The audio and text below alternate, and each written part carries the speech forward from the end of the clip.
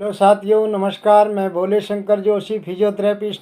मैं आज आपको एक और वीडियो शेयर कर रहा हूं। आप इसको पूरा देखें, अंत तक देखें, तभी आप इसका लाभ ले पाएंगे और इसकी जानकारी मिल पाएगी। बीच में पिकअप ना करें। तो साथियों, मेरा आज टॉपिक का नाम प्लास्टर के दौरान फिजियोथेरेपी का क्या उद्देश्य है, उसके बारे में बताने जा रहा हूँ। प्लास्टर के दौरान फिजियोथेरेपी का उद्देश्य है फ्रैक्चर या प्लास्टर से प्रभावित जोड़ों और पेशियों में अधिकतम क्रियात्मक अवस्थाएं बनाए रखने के लिए यह काम कुछ व्यायामों के माध्यम से होता है। रोगी को कुछ सक्रिय व्यायाम सिखाए जाते हैं जिससे प्रभावित जोड़ों को पूरे दायरे में घुमाना होता है। पेशियों की शक्ति जो कम हो गई है बनाए रखने के लिए उसे विशेष प्रतिरोधी व्यायाम कराए जाते हैं। इन व्यायाम में इस बात का खास ध्यान रखा जाता है कि व्यायाम के दौरान फ्रैक्चर के क्षेत्र में गति उत्पन्न ना हो और उदाहरण स्वरूप कलाई की हड्डी, अन्ना या रेडियस के टूटने के बाद प्लास्टर में कोहनी और कलाई के जोड़ों में गति रोकी जाती है, मगर हाथों के कंधों को जोड़ प्लास्टर से मुक्त रखे जाते हैं। रोगी को ये सलाह दी जाती है कि हाथों और कंधों के जोड़ों को व्यायाम करता रहे।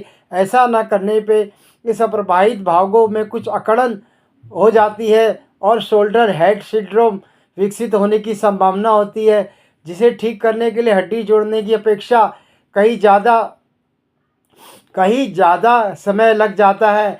जो थोड़ा समय में होना वो काफ़ी टाइम लग जाता है। प्लास्टर के गतिहीन जोड़ों को कार्यरत पेशियों को दुर्बल होने से बचाने के लिए आइसोमेट्रिक व्यायाम कराए जाते हैं, जिनमें जोड़ की गति उत्पन्न किए बगैर पेशियों को संकुचन करवाया जाता है। प्लास्टर की अवधि ज़्यादा होने के दशा में पेशियों की विद्युत धारा के माध्यम से संकुचित करवाया जाता है कि इसके अलावा पैर के फ्रैक्चर में बैसाखी और अन्य सहायक उपकरणों के माध्यम से प्रभावित हड्डी को बगैर वजन डाले चलना सिखाया जाता है तथा अनेक जीवन के अनेक कामकाज को अपने आप करने में प्रशिक्षण दिया जाता है। फ्रैक्चर के साथ अगर अंदर नसों या नाड़ी में चोटग्रस्त ऐसा कोहनी या घुटने की रीढ़ की हड्डी टूटने के बाद अक्सर हो जाता है तथा फिजियोथेरेपी की जरूरत पड़ जाती है। जब तक चोट से क्षतिग्रस्त स्नायु प्रकृति और मरम्मत नहीं हो पाती और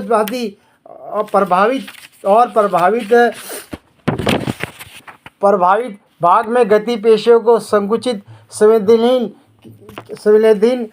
त्वचा की सुरक्षा फिजियोथेरेपी के माध्यम से करना आवश्यक होता है।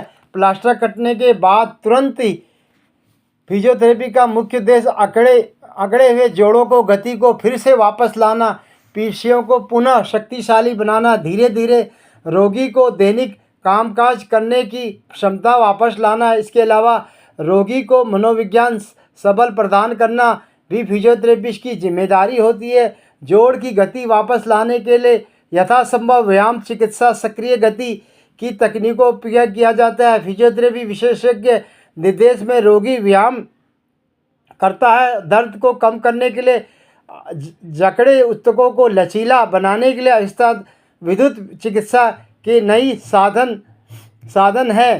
तो साथियों, ये वीडियो मैं आपको शेयर करी और कमेंट करी। आप इसको लाइक करें और जो नए हैं वह सब्सक्राइबर करें, कमेंट करें। इसी प्रकार की वीडियो साथियों मैं आगे आपको दिखाता रहूँगा। ज़्यादा ना बोलकर साथियों मैं अपनी बात को यहीं विराम कर रहा हूँ। अगली वीडियो में साथियों फिर मिलेंगे। तब तक के लिए साथियों धन्यवाद।